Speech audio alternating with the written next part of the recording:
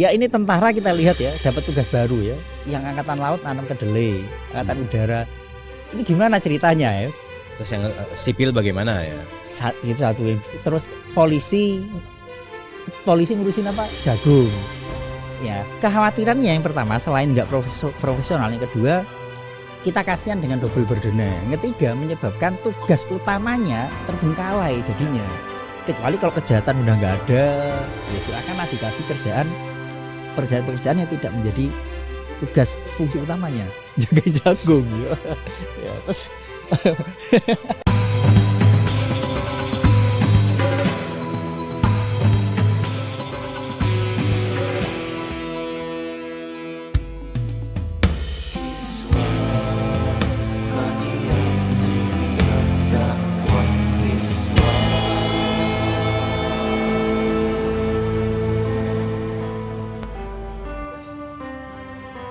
Assalamualaikum warahmatullahi wabarakatuh. Waalaikumsalam warahmatullahi wabarakatuh. Hari ini ada sebuah berita yang mengabarkan bahwa maraknya aparatur sipil negara atau ASN merangkap jabatan sebagai anggota Badan Permusyawaratan Desa di sebuah wilayah di Indonesia. Begitu juga kita beberapa waktu lalu dengar ada dui fungsi ABRI. Nah, hari ini kita akan membahas tentang apa dan bagaimana hukumnya seseorang mendapat merangkap jabatan atau merangkap pekerjaan. Baik itu dalam hukum kontrak, birokrasi, keuangan negara maupun dalam hukum ketenaga kerjaan. Bagaimana hukumnya? Mari kita simak Mas Rizal. Selamat datang Narabala Kiswa.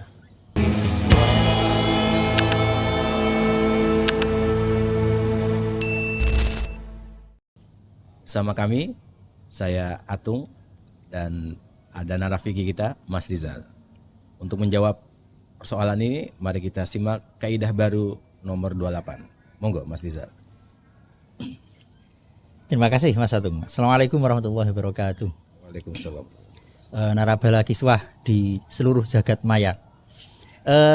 Sebelum kita mulai, seperti biasa kita baca suratul Fatihah dulu. Semoga yang kita kaji berkah manfaat fid dunya wal akhirah. Al-Fatihah. Bismillahirrahmanirrahim. Alhamdulillahirabbil alamin arrahmanirrahim. Iyyaka na'budu wa iyyaka nasta'in. Shiratal ladzina an'amta 'alaihim ghairil maghdubi 'alaihim. Amin. Baik, kita sampai di Al-Qaidah Ats-Tsaminah wal 'Ishrun, kaidah yang ke-28 yang berbunyi al-masyghulu la yushghal. Sesuatu yang sudah terbebani, sudah sibuk, jangan ditambah beban kesibukan. Nah, judulnya ada di bahasa Inggris, Mas Atung nggak berani baca. Nah, jadi ini beban ganda, ya, double burden. Nah, kita kasih judul Fathuman la yushghuluhu syai'un. Ya, pembukanya zat yang tidak pernah tersibukkan oleh suatu apapun, yaitu Allah, ya. Fi qaidatil masyghul la yushghul. Oke, kita baca di kaidahnya. Kita tunjukkan dulu covernya. Nah, ini dia. Fathuman la yushghuluhu syai'un fi qaidatil masyghul la yushghul. Kita baca kaidahnya dulu. Apa? Bait-bait puisinya. Bismillahirrahmanirrahim. Waqa'adal ashabu fi ma yunqalu bi annahul masyghulu laisa yushghalu. Para fuqaha dikutip menegaskan yang sudah sibuk jangan ditambah kesibukan. Nah, inilah kesimpulan dari kaidah al-masyghulu la yushghal. Nah, kalau di beberapa kitab disebutkan ada redaksi lain yang lebih kurang praktis gitu ya, sehingga dibuat lebih praktis. Bunyinya adalah syaghlul masyghul la yajuz bi khilafi syaghlil farigh. Menambah kesibukan kepada orang yang sudah sibuk la yajuz, tidak boleh. Beda dengan memberi kesibukan orang yang nganggur. Jadi pekerjaan itu diberikan kepada orang yang masih nganggur, bukan orang yang sudah full pekerjaan.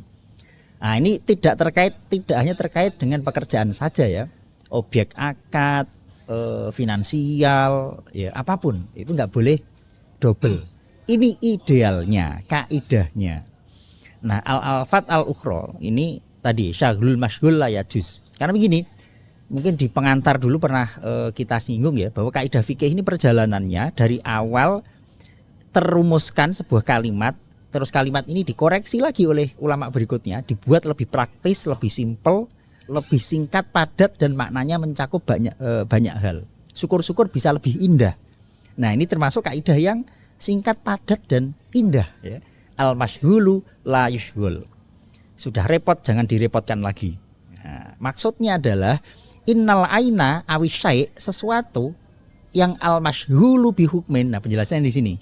Yang sudah dapat kesibukan dengan hukum tertentu, ai alladzi ta'allaku bihi hukmun syar'iyyun. Karena ini kita bicara fikih ya. Sudah terbebani dengan hukum syar'i. Maka la yuqbalu ayyarida alaihi hukmun akhor min jinsihi. Dia tidak menerima, layak balu ayyarida, dia tidak menerima hukum lain min jinsihi yang sejenis, yang sama. Au yatanafi mal awal dan seterusnya. Jadi konteksnya adalah kita tidak boleh membebani dengan double beban hukum yang sejenis untuk satu objek atau subjek hukum. Nah, jadi kalau begitu contohnya sebagaimana di kitab yang habis ini kita mungkin bisa diskusi ya. Kita lihat, munculkan lagi barangkali ini teksnya. Wa min huna majaza ayyarhana ma rohanahu ukhra kama qad aulima. Maka termasuk larangan gadai atas gadai, camkan. Waqal Asyuti walihada laurohana rohnan bidainin. Kalau ada orang menggadaikan sesuatu agar dia bisa mendapatkan utang, thumma rohanahu bi akhor lam yajuz fil jadid. Maka barang gadaian ini tidak boleh digadaikan lagi kepada pihak lain untuk mendapatkan utang baru lagi. Ya, atau Indonesia ini udah digadaikan atau belum ya untuk dapat utang dari IMF dan World Bank. Sudah digadaikan lagi. Nah, ini tidak boleh. Ini contoh double beban. Ya, jadi saya utang ke Mas Atung dengan gadai HP, terus saya utang lagi ke Mas Uud dengan gadai HP yang sama. Nah, ini kalau dalam istilah lain insyighalu dzimmatain. Kalau di perbankan ada tuh ya, menjual piutang gitu ya. Ini double beban. Jadi gitu kira-kira Mas Atung.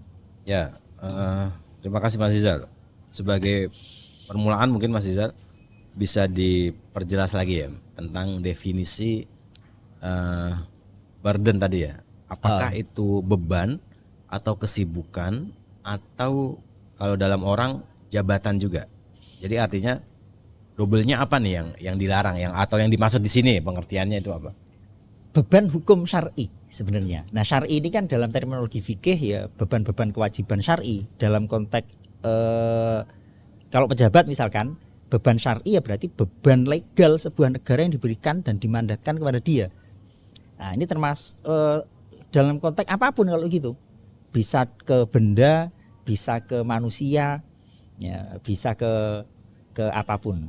Tadi Mas Atung udah mulai nyinggung-nyinggung di fungsi itu. Nah, sebenarnya nanti kita akan bahas lebih detail ya. Tidak semuanya terlarang, tapi ada beberapa ada ada teorinya yang disampaikan oleh Asyuti dan dibikin nazumnya sebenarnya. Ya. Jadi kira-kira begitu. Dia bisa nempel di apapun, ya di jabatan. Karena gini, dalam sebuah jabatan di dalamnya kan juga ada beban. Ya, di dalam sebuah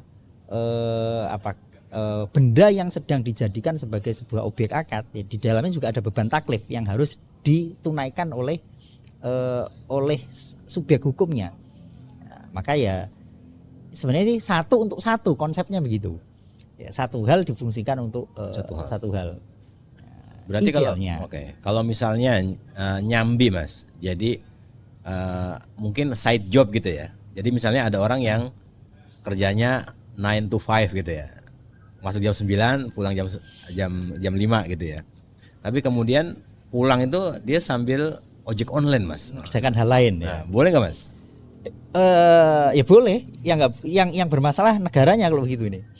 Tapi konsepnya begini, double burden yang dimaksud adalah dia mengerjakan hal lain di saat kontraknya sedang berjalan. Nah, kalau kontrak di kitab fikih juga disebutkan ya, nggak boleh kita akad antara mujir dan mustajir itu ya. Kalau saya sudah mengupah orang, maka orang itu tidak boleh bekerja kepada pihak lain. Dengan ketentuan kontraknya bukan kontraknya, dengan ketentuan di jam itu, di jam yang masih terikat kontrak. Kalau sudah tidak terikat kontrak, ya boleh. Tidak double burden kalau gitu.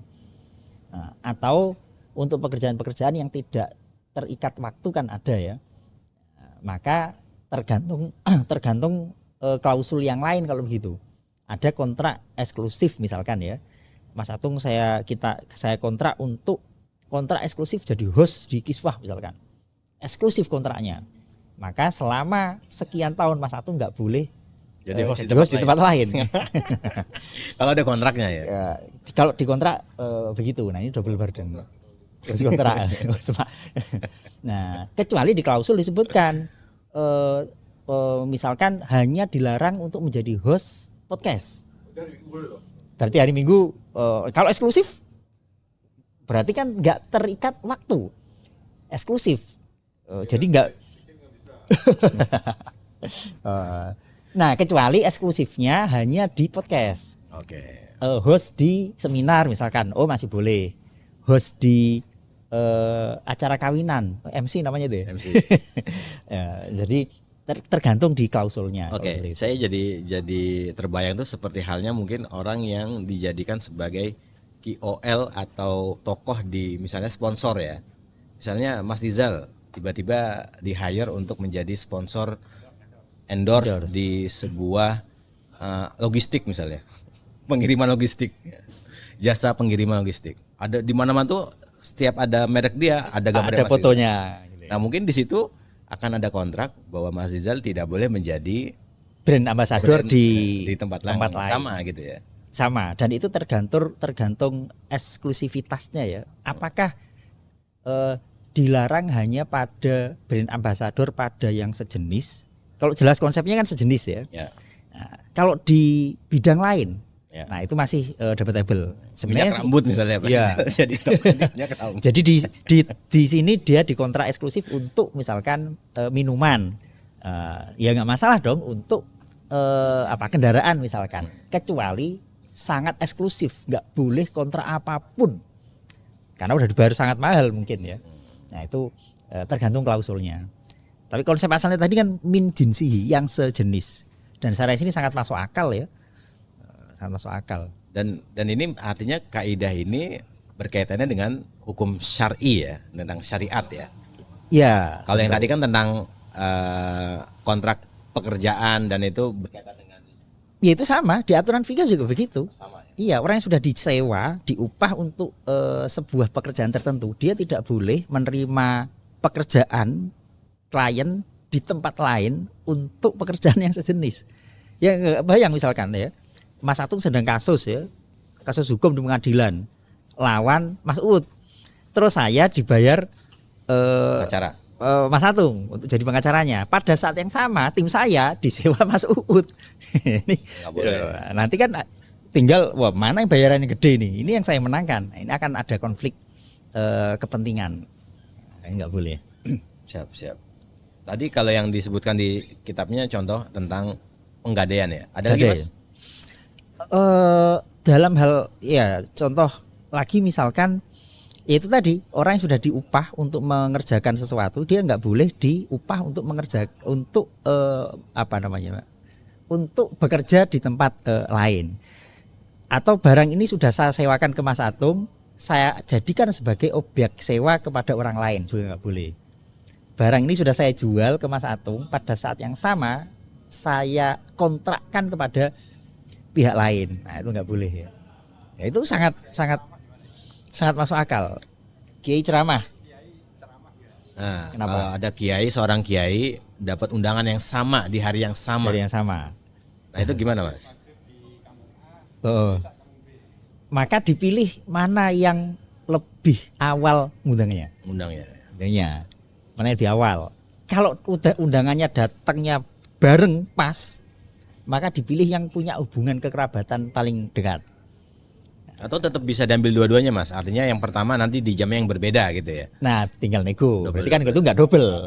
Kalau gitu kan Ini nggak double. nanti awalnya dia baca yasin belakangan. Yang penting pengajiannya dulu, ceramahnya dulu. Atau sambil bawa kamera, ya, ceramahnya di tempat A, yang di tempat B-nya live streaming.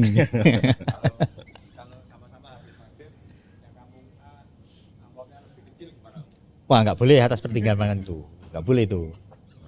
Dia berarti Harus fair ya. Nanti akan ada tuh pembatasan pembahasan berikutnya ya.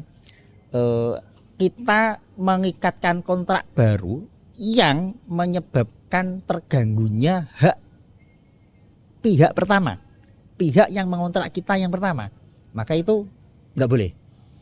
Kita boleh menerima kalau pihak pertama tidak terganggu dengan kontrak yang kita buat berikutnya. Nah itu nanti disebutkan itu ya. Termasuk mungkin ini ya, seorang penerima beasiswa itu tidak boleh menerima beasiswa di pihak lain. Nah biasanya kan begitu kan. Syarat menerima beasiswa tidak sedang menerima beasiswa dari pihak lain. Nah ini sama itu. Ini make sense sekali prinsip fikih ini sebenarnya. Kenapa? Lebih baik dialokasikan kepada orang lain dong yang lebih membutuhkan. Next. Oke kita lanjutkan. Nah ini detailnya nih. Bismillahirrahmanirrahim.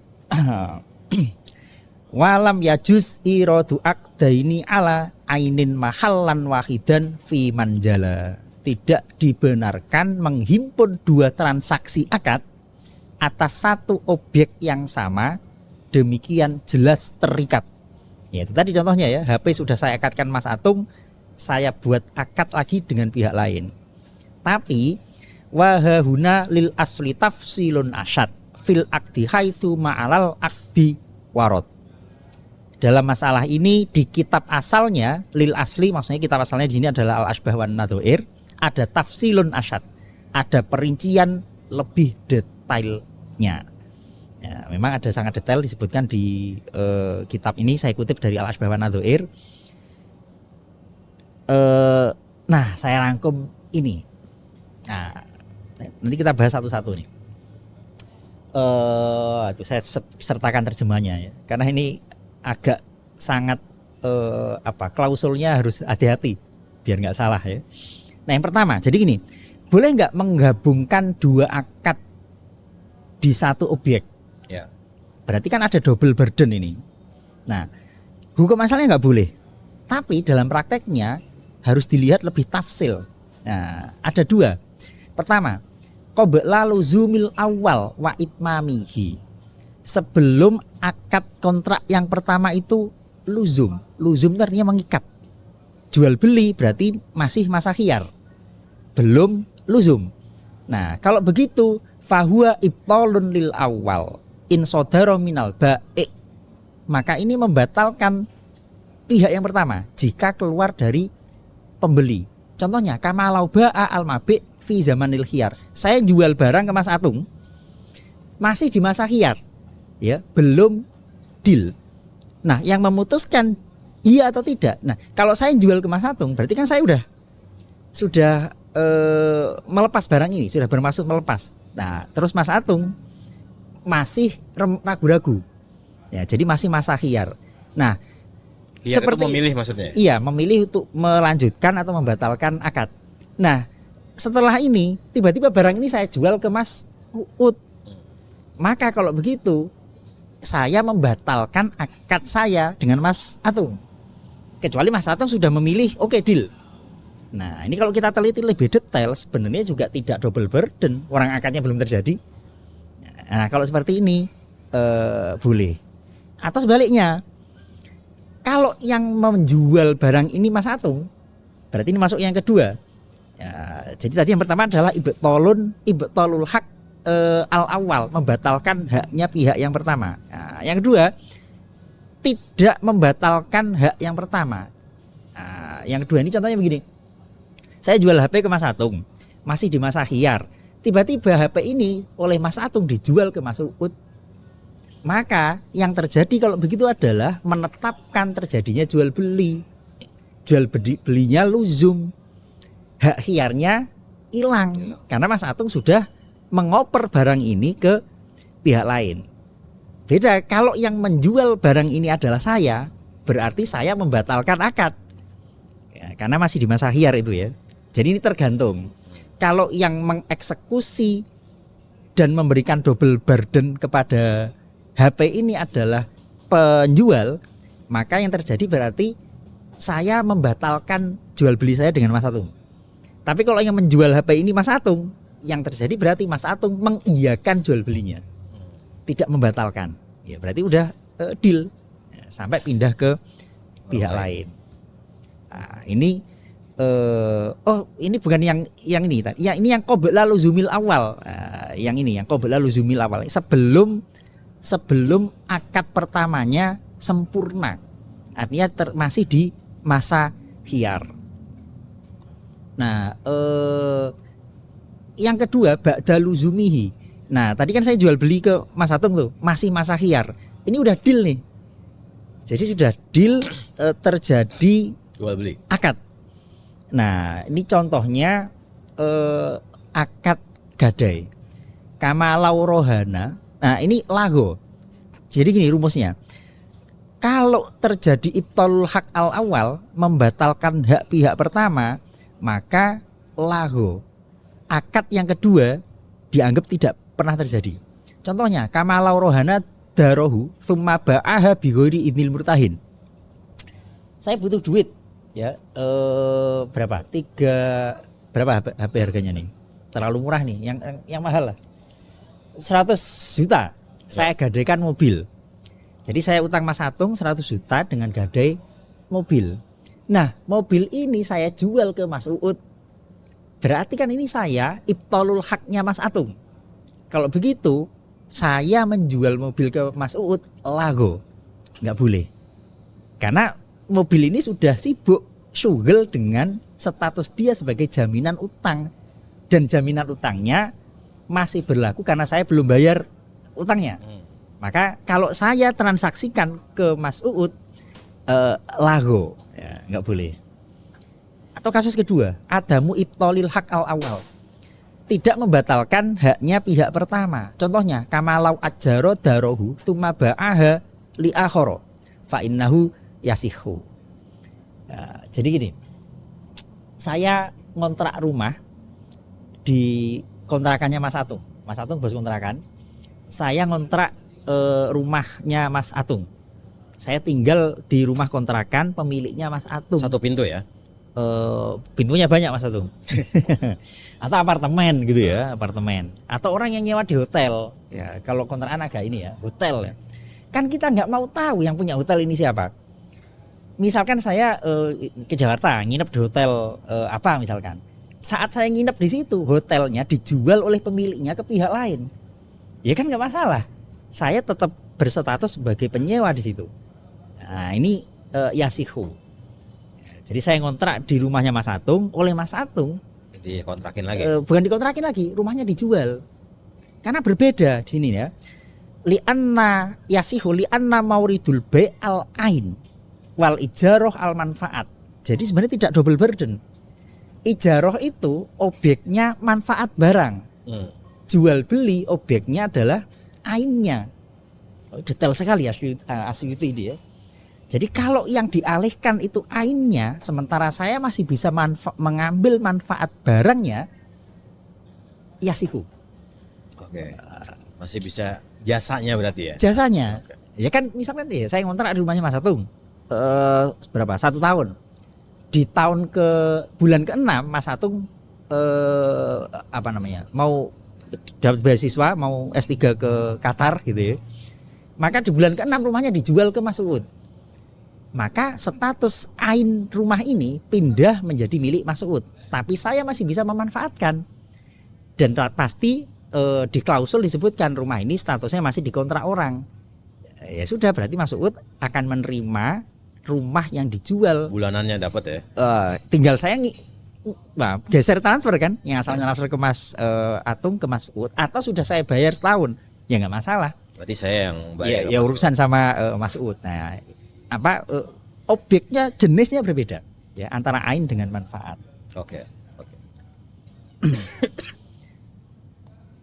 Yang terakhir ini udah habis ya pembahasannya ya.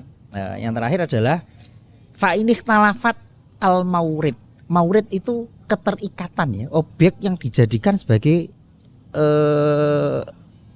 sasaran akad. Nah kalau berbeda soha qot'an. Contohnya kamalau ajaro darohu thumma ba'aha minal mustajir. Nah ini contohnya ya. Mauridnya berbeda. Ya, mauridnya minjem nyewa itu adalah manfaat. Kalau jual beli adalah barangnya. Soha walatan fasihu al ijaroh fil asohi. Akad ijarohnya tetap berlangsung. Nah, ini detail sekali ya. Ini ada contoh yang agak unik ini ya. Ya nggak tahu ini relevansinya zaman sekarang ya. Zaman dulu kan kalau orang melahirkan anak dan anaknya ini ASI ya, air susu ibunya tidak keluar. Kan biasanya kalau orang zaman dulu itu mencari perempuan lain yang ASINya melimpah. Nah itu boleh tuh pakai akad ijaroh, dibayar untuk nyusui anak ya, itu boleh. Kalau sekarang kan enggak ya, dibelikan susu formula ya. Nah sekarang suami istri gitu ya menyewa, jadi minta bayaran atas ASI yang diberikan. Ini kan anak, ada sebagian anak dari dagang saya, dari darah daging saya, sebagian dari dagingnya suami kan urunan ya. Ya sudah saya minta bayaran. Nah ini nggak sah. Kenapa? Iya double burden di situ. Nggak boleh. Ada contoh itu ya. Ini ada intermezzo Mas Rizal. Apa itu? Jadi ini bukan lagi double burden tapi triple burden. Jadi dalam satu hari seorang dia sudah beban di pekerjaan, kemudian di rumah beban rumah tangga, habis itu scroll HP, buka berita-berita, ternyata dolar lagi naik Mas. Lagi naik. Ini bebannya jadi 3 Mas. Ini sikap kita gimana Mas kalau kayak gitu Mas? Ya sebenarnya pertanyaannya bukan sikap kita ya, sikap pemerintah ya sebenarnya.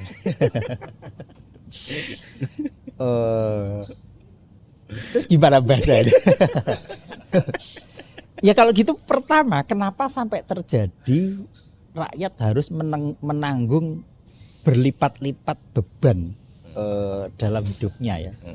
Ya berarti mau nggak mau kan bicara pengelolaan fiskal, bicara soal manajemen. Wah, dokter everything kalau itu orangnya. Jadi karena gini misalkan ya kalau ya contoh yang ini ya, yang masih anget ya MBG ya. MBG itu kan menelan 70 triliun ya untuk sebuah program yang populis, dan biasanya program populis itu agak harus menggeser ya,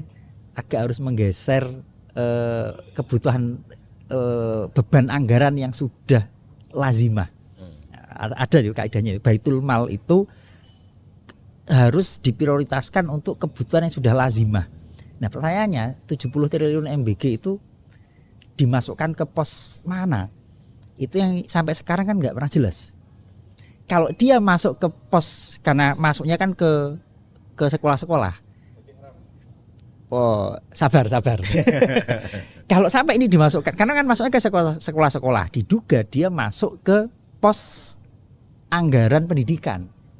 Pos anggaran pendidikan sudah jelas ada 20%. Kalau MBG masuk ke situ, double burden ini. Disitulah muncul kemudian gaji guru akan terpangkas, fasilitas terpangkas.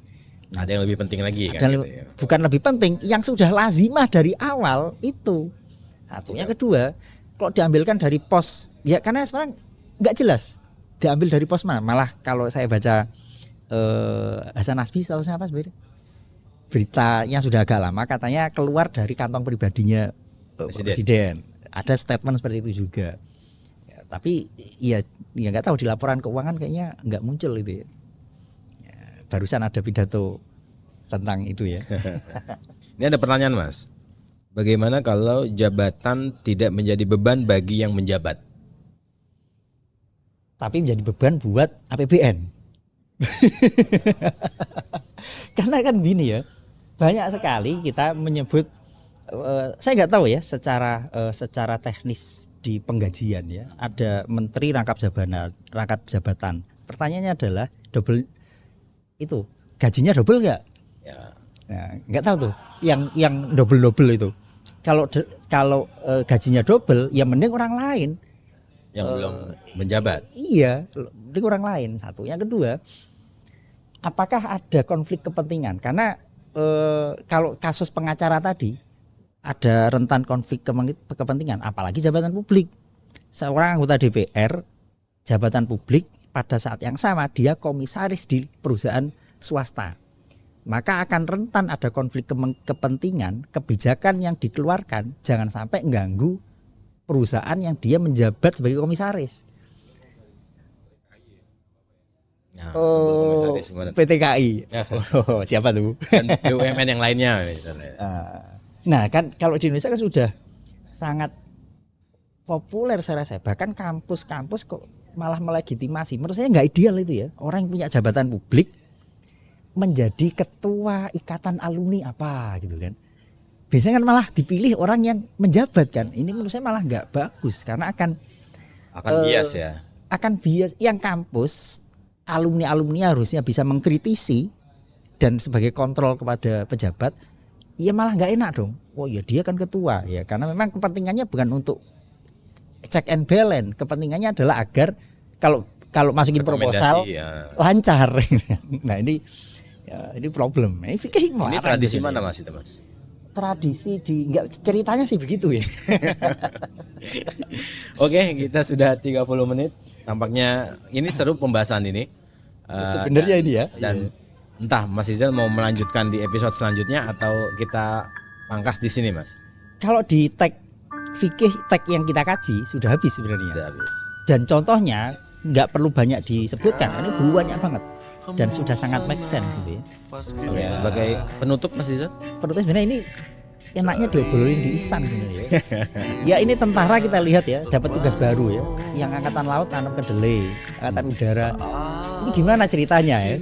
Terus yang sipil bagaimana ya? Itu satu. Terus polisi ngurusin apa? Jagung. Ya, kekhawatirannya yang pertama selain nggak profesional, yang kedua kita kasihan dengan double burden-nya. Yang ketiga menyebabkan tugas utamanya terbengkalai jadinya. Kecuali kalau kejahatan udah nggak ada, ya silakan dikasih pekerjaan yang tidak menjadi tugas fungsi utamanya, jaga jagung. Terus, nah, ibaratnya kalau orang lagi sholat nggak boleh disuruh pukul beduk gitu. Nah, soalnya dia sholat dulu, selesaiin baru. Kalau udah pensiun baru. Kecuali pensiun. Tapi kalau sudah pensiun ya udah lepas. Ya. Jangan lagi bawa-bawa. Oke, terima kasih Mas Rizal. Narabala sekalian, bagi yang punya pandangan berbeda, silakan bisa berkomentar. Siapa tahu kita punya komunitas yang saling mendukung dan saling counter, saling nge-like. Terima kasih atas paparannya Mas Rizal. Semoga sehat selalu dan narabala sekalian setia untuk menyaksikan tayangan kami di Kiswa. Sampai jumpa di episode selanjutnya. Jangan lupa kunjungi kami di kanal-kanal media sosial atau ingin ketemu langsung di Bukanagara Coffee and Pastry di Gatot Subroto, Jakarta Selatan. Terima kasih, mohon maaf. Wassalamualaikum warahmatullahi wabarakatuh. Waalaikumsalam.